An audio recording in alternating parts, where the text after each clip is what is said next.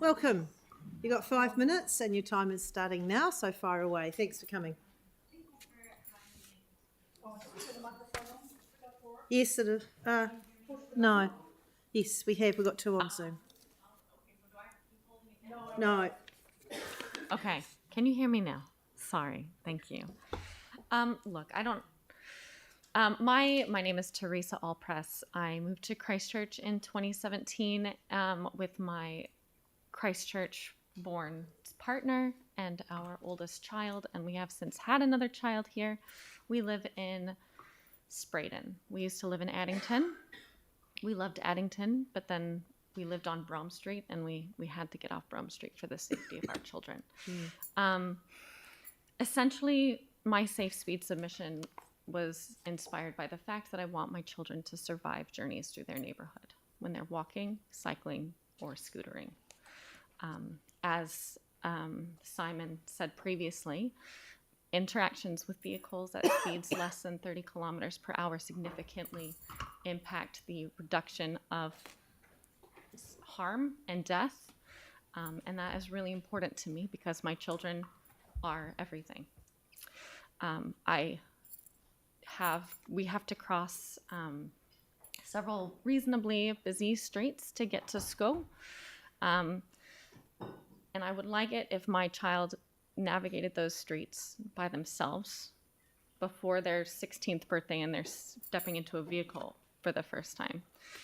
And the only way that that is reasonable is if I can trust the vehicles on the streets not to kill them. If 30 kilometers per hour is what is considered safe to keep people in the central business district of Christchurch safe, then that should be what is standard in our residential neighborhoods to keep our children, our elderly, our limited mobility, our pedestrians, and our cyclists safe as well. We are also valuable, important members who contribute to society. So I am advocating for a 30 kilometer per hour maximum speed limit in residential areas. Any further questions? I could talk about access across streets and corridors for pedestrians and things like that, but it is not quite exactly speed related. Well, interestingly enough, it has been covered today by some submitters, and it's a really valid point that I think we've all picked up on. So there is some time for questions, if you'd like. Andre? Yes. Thank you. It's a bit of a tricky one, but it's an important one. In my experience in local government so far, generally most people I've spoken to don't like low speed limits and are not keen on them, but they do want them in their own streets and in their own communities.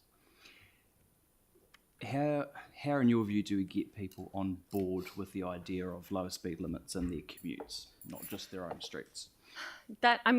Again, that perception of those slower times to get places when you're a busy parent who's trying to drop your kid off at school and then get to work in time and things like that.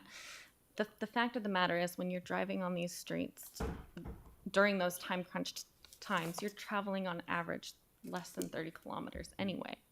So I guess, I don't know, besides just implementing it and then through practice, you would see that actually it still takes you 20 minutes to get to work. It doesn't take you that much longer. It doesn't necessarily speed your time up, but it might mean that when you're going along some of those neighborhood speeds to get to your friend's house at 2 p.m. on a Sunday, you're going a little bit slower, but maybe you can stop and enjoy, or you can at least see what's going on around you, and maybe there will be more children out playing, and maybe there will be more families out walking their dogs and things because it's safer to do so.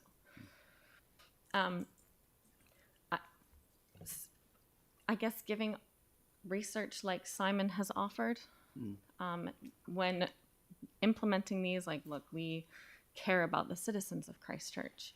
We want them to be safe. These are how we do that without increasing the time and without impacting your life. This is how we do that. It doesn't cost you as the ratepayer any extra to do this. It will improve your livelihood, and you're still going to get to work on time, and it'll be okay. Thank you. Excellent. Thank you very much for coming in. Thank you. Really Thank you appreciate for seeing that, this. Teresa.